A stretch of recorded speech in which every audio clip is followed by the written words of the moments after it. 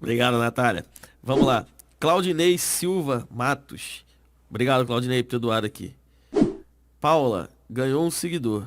Que episódio espetacular. Eu tenho uma pergunta. Qual o comportamento que uma criança que está sendo abusada pode demonstrar? Excelente pergunta, Claudinei. Muito obrigada. Que eu falei que eu ia dar quais são os sinais. Eu digo que a criança sempre muda de comportamento. Independentemente do que aconteça, você fala assim, sempre muda. Então a criança, por exemplo, ela é uma criança alegre, feliz, extrovertida, comunicativa. A criança, por algum motivo, passa a ficar mais introspectiva, mais quieta, ou choro excessivo. Digamos que não tenha acontecido nada aparentemente assim, não houve uma morte, uma tragédia na família. A criança fica agressiva, ou ela gostava de frequentar determinados ambientes, determinada aula, a casa de fulano, e de repente ela não quer mais ir para aquele lugar. Pode ser que ela apresente sinais, hematomas, equimoses, que nem você falou, a criança está mancando, infecção urinária de repetição, doença sexualmente transmissível, ou ela pode apresentar um comportamento erotizado, sexualizado, totalmente desconectado da faixa etária, que pode se dar ou por um comportamento, ou por uma fala, ou por desenho. Às vezes as crianças, por exemplo, ela pode desenhar um determinado grupo ali familiar, grupo social, e de repente desenha uma pessoa como um monstro, ou desenha uma pessoa afastada daquela configuração familiar, alguém que é do convívio próximo, assim, e aquela pessoa afastada. Ela pode também reproduzir essa dinâmica, não só com desenhos, mas também com brinquedos, com bonecos. Ela pode, de alguma forma, recentemente houve um caso, salvo engano, de uma criança que escreveu e entregou esse bilhete para um motorista de transporte escolar. Salvo engano, foi isso. De alguma forma, ela pode ter distúrbio de sono, distúrbio de alimentação, apresentar episódios de ansiedade, depressão, queda no rendimento escolar, automutilação, ou ela apresenta uma relação agora diferente com o celular, com o computador. Vamos dizer que a criança brincasse ali normalmente com o celular, de repente ela passa a esconder.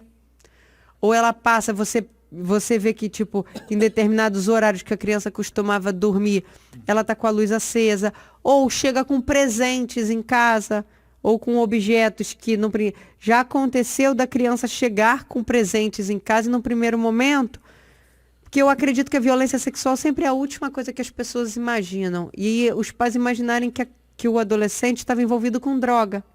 E não, na verdade ele estava ganhando alguns presentes, alguns objetos, assim, do abusador que estava agradando de alguma forma. Então, assim, sempre apresenta sinais. O mais importante é a gente querer ver esses sinais. Vou relatar um outro episódio que foi extremamente interessante. Num restaurante nos Estados Unidos, tinha uma garçonete brasileira que uma família sentou-se e começou a fazer os pedidos dos pratos. E ela reparou ali alguma coisa estranha, que não tinham pedido comida para um menino, uma criança. Mas no primeiro momento ela falou assim, pode ser que algum adulto vai dividir, etc. E aí ela viu que aquela criança era tratada de uma maneira diferente. E ele estava também com um casaco.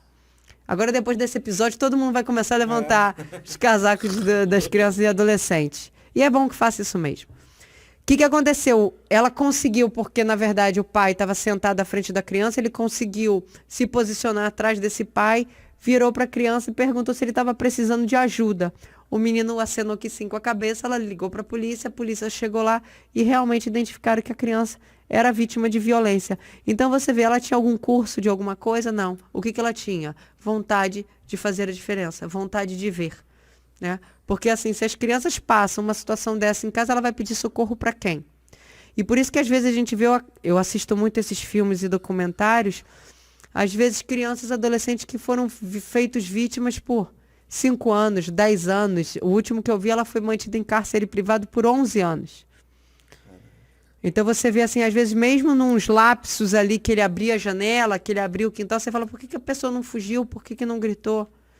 Porque às vezes ela já está tão fragilizada, ela já está tão amedrontada e tão enfraquecida fisicamente, porque não recebe comida, fisicamente porque não anda, porque não sai de um espaço às vezes minúsculo, quanto emocionalmente, abalada em todas as esferas. Então, assim, Claudinei, as crianças sempre dão um sinal, as crianças e adolescentes, é ficar atento em alguma mudança brusca de comportamento sem que tenha qualquer sinal evidente, aparente. E eu sempre oriento que converse, você tem que ter uma relação de intimidade, de proximidade, de confiança com seu filho, com as crianças que você convive com.